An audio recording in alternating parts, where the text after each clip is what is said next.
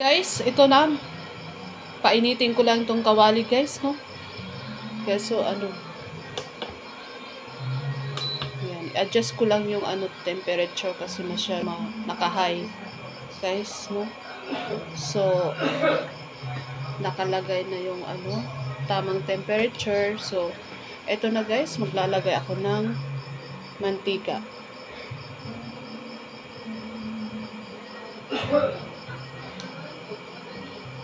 Yan guys. Yan.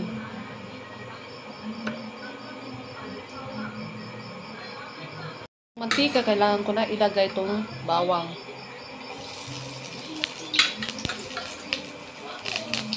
Yan. Sunod-sunod ko na yan guys.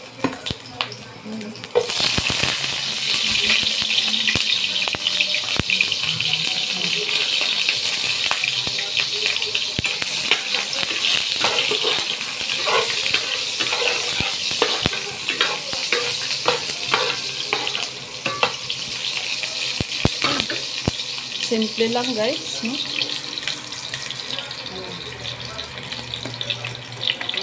Nag-brown na yung bawang, kailangan natin natin.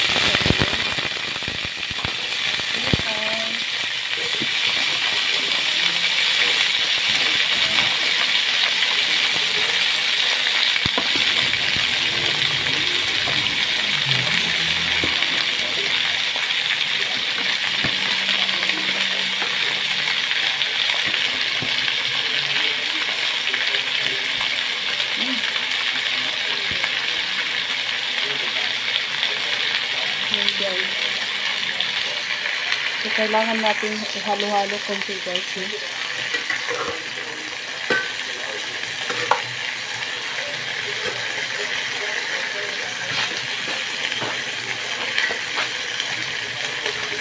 Yan.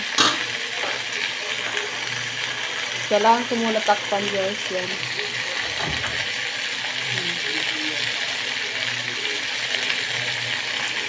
Yan guys, ha. Kailangan takpan muna guys, no? Tapos pag nakita nyo guys na medyo kulubot na yung sitaw, saka natin lagay yung masarap sabay na yung toyo guys. Yun lang, napakasimple guys.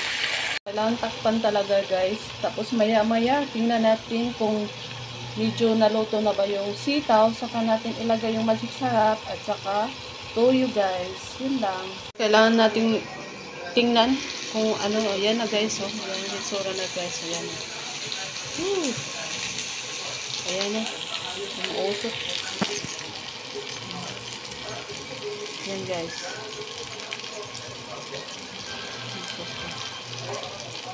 So, nakita nyo guys, medyo nakunumot na. Ilalagay ko ito guys, oh. Yan lang talaga ang sekreto ko para sumarap yung adobo. Magic sarap. Yan. Ibubudbud ko lang guys. Yan.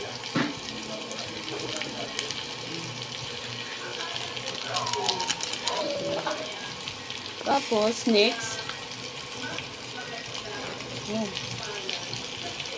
Yan.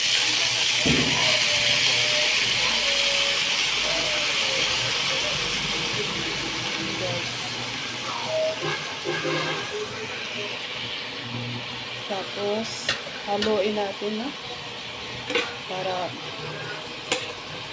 yung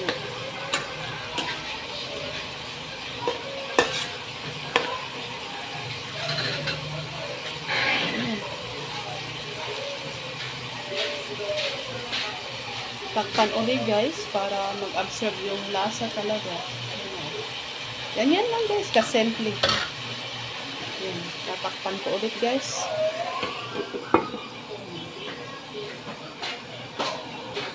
Guys, no? Ito na yung adobong sitaw. Luto na guys.